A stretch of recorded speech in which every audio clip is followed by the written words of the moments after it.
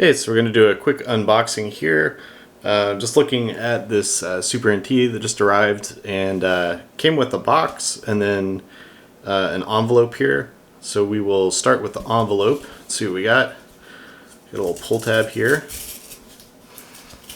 Set this down.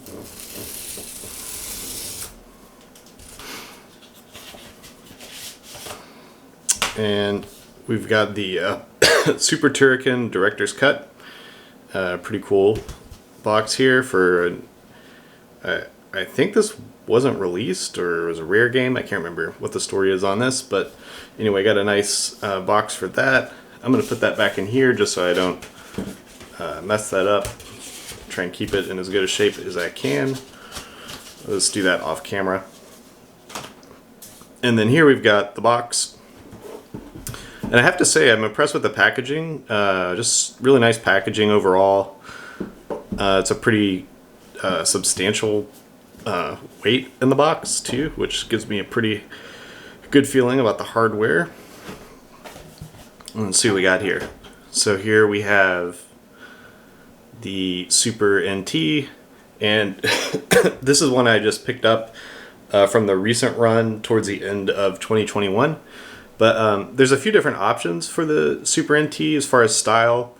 I'm actually a bigger fan of the Super Famicom, the original Super Famicom's like color palette, but I thought they did a really nice job on this one with keeping it pretty monochromatic, except for the purple colors that you get on the normal like original SNES.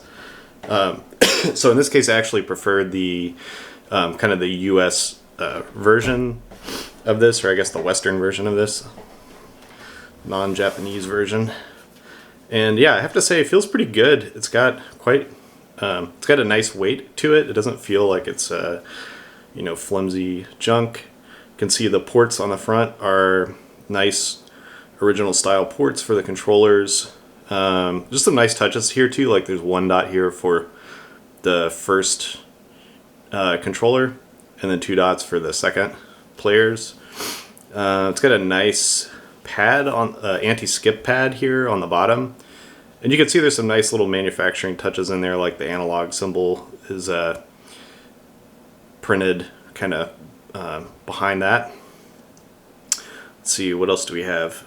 What does it say here? It says designed in USA, made in China. Not surprising.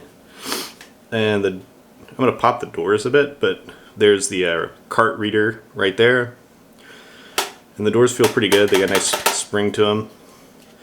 And then on the back, of course, we have our HDMI port. And then also, this looks like a USB port. Maybe for data transfer or something. Not really sure. And then there's a little cart, I think a card reader slot on the side here. I'm sure people have already hacked the heck out of this thing and have lots of different ways to load games onto it. But yeah, on the whole, this is pretty nice for size comparison too. It's relatively small, like it's smaller than my hand. So yeah, that's the system. I'm gonna move that out of the way, and then we'll go back to what's in the box. So below the system in the box, we have just a little analog sticker here. And then I think this is probably all the cables for the system. We'll open that up.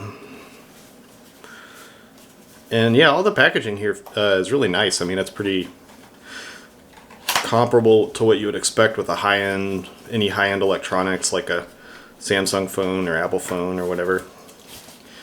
What do we have? Looks like maybe a battery here. Let me set this down. Get this out of the way. What do we have?